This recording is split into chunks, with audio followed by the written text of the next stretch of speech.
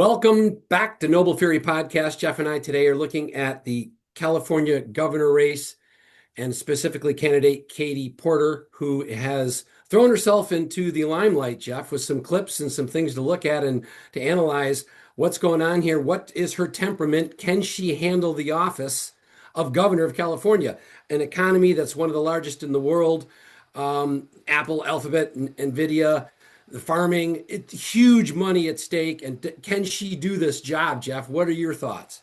Well, I think it's really a matter of, does she have the personality and the temperament to take on such a big job? And so temperament is something that is really important. People who are what we would consider traditional politicians come across as very inauthentic. They have two different sides or four different sides. Their Janus face is spinning around like a top. This is something that people need to be very aware of before they cast their vote. Do they have an authentic politician, somebody who seems to be really vested in their best interest, or are they there for themselves? Let's take a look at some footage. Okay, so this first video is her in an interview with CBS. I think this went viral. I think so too. Keep doing this. I'm going to call it. Okay. Thank you. You're not going to do the interview with us? Nope, not like this. I'm not. Not with 7 follow-ups to every single question you ask. Every other candidate has answered our follow-ups. I don't care. I want to have a pleasant, positive conversation in which you ask me about every issue on this list. And if every question you're going to make up a follow-up question, then we're never going to get there. Ms. And Porter, we're just going to circle around. I am an investigative I have never reporter. had to do this before, ever. You've never had to have a conversation with to end the an reporter? interview. Well, but before we even get into the temperament, Jeff, think about this for a second. I think journalists have the right to make political candidates at least passively uncomfortable. What is this? I want to have a comfortable, friendly conversation. No, you're up for political office. You're going to be in charge of the state of California and hundreds of billions of dollars and tens of millions, 40 million citizens' lives, theoretically. We can ask you some questions as journalists that you may not like, and they may be uncomfortable. And in fact, 2 components. One, how do you handle the question? And then what's your answer? And how you handle the question is why we're talking about it. Well, that's a great point, right? It's so how you respond to adversity is just as great of a tell, is just as informative or instructive as maybe your response itself. We all know that from job interviews. They try to trip you up sometimes, not to see how smart you are, but to see how you react to not being able to answer something directly or immediately and so forth. But what's more important is that a politician should expect to have investigative journalists. And what we see if we watch this full clip is that this journalist goes on to say, hey, look, I am an investigative journalist. This is what I do. I ask lots of hard questions, and I've asked hard questions of all of your competitors in this race. I've been doing this for years, asking tough questions to politicians who are running for election. The people get to know what your responses to tough questions are. And by the way, Jeff, the question wasn't even that tough. The question was, what's your favorite ice cream? Yeah, right. Well, the other politicians have talked that question. The funny thing is she basically said, what are you going to do with the 40% of voters in California that voted for Trump?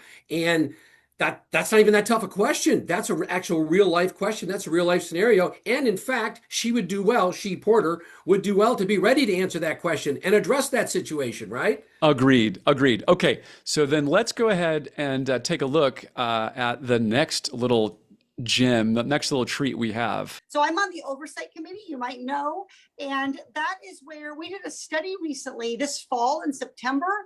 And what it showed is if we don't electrify our transportation sector, that we're going to lose more than 500,000 Californians dying prematurely to air pollution and other problems. And the state could lose. Get out of my fucking shot. I wanted to tell you that that's actually incorrect. It's not that it's electric vehicles. It's that if we don't meet the commitments under the Paris Climate Accord. Okay, it does. Okay, you also were in my shot before that. Stay out of my shot. Okay, I'm going to start again with electric vehicles saving us money. Perfect. Okay. Hey, I would say, Jeff, please, if I step into your shot, can you please not yell at me like that? That was uncomfortable to watch. Wow. I So mean, this is somebody's boss, right? So that's another this, dimension is how do you treat those who work with you and for you? Look, most job requirements now entail collaboration and easily getting along with other people to facilitate collaboration.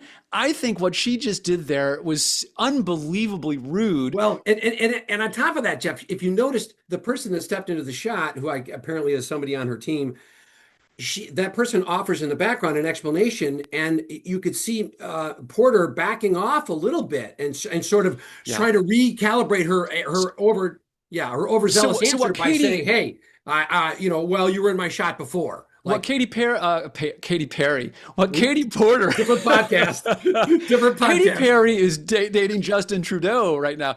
Katy Porter, who would like to probably date Justin Trudeau, she was.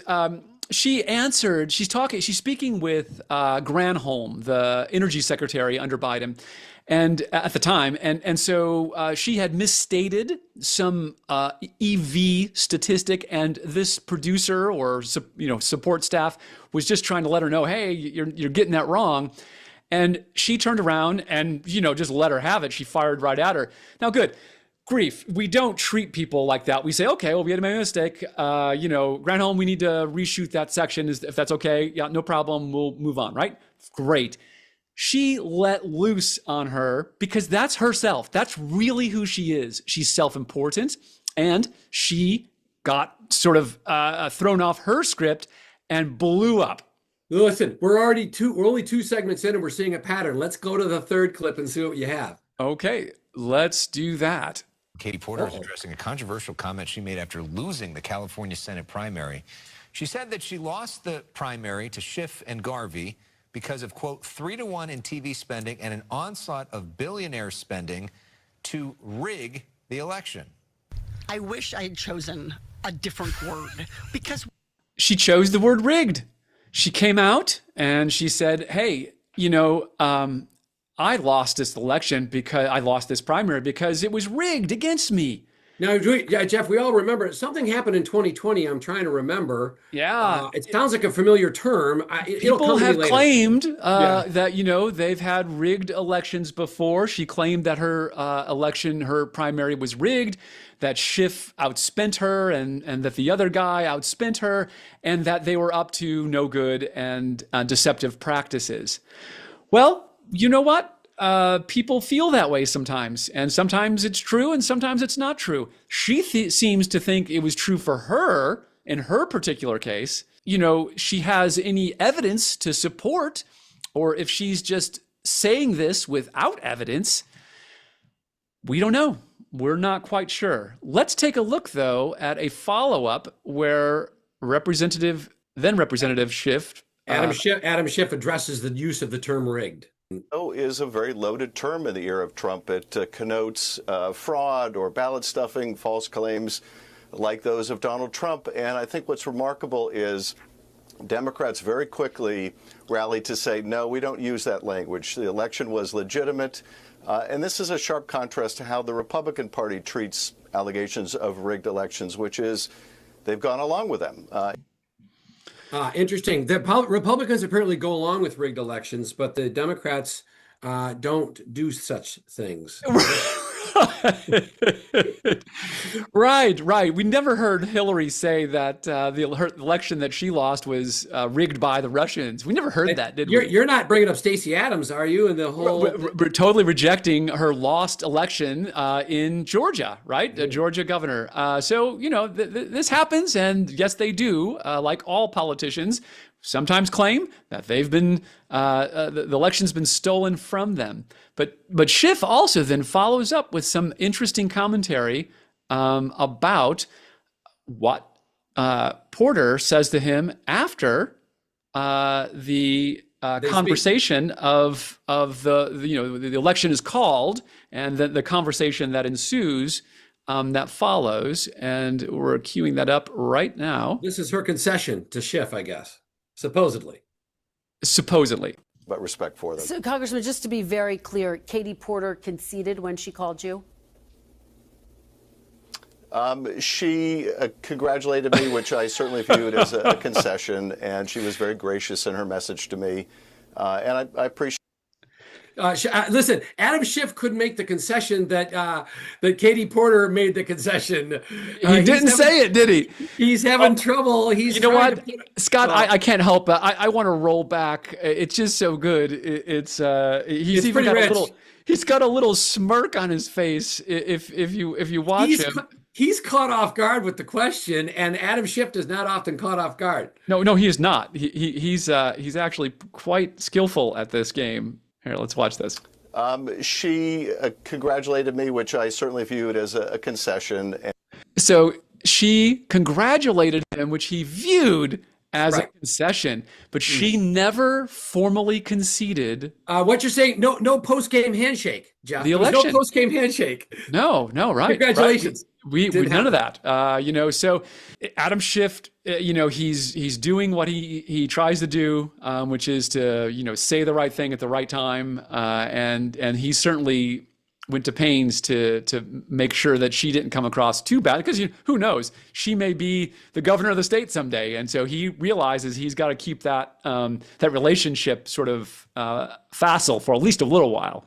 Another fun episode. Like and subscribe. I'll see you next time, Jeff. See ya. Thank you.